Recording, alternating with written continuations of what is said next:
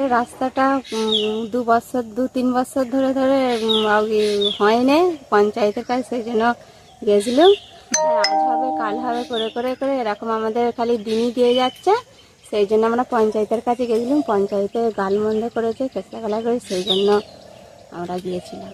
কি আমাদের রাস্তাটা কি হবে না? পঞ্চায়েত সদস্যের সাথে কি মারামারি হয়েছে? হ্যাঁ, পঞ্চায়েত সদস্যের সঙ্গে একটু মারামারি ঝামেলা হয়েছে এই রাস্তার জন্য। সেই জন্য আমাদের রাস্তাটা কি হবে না।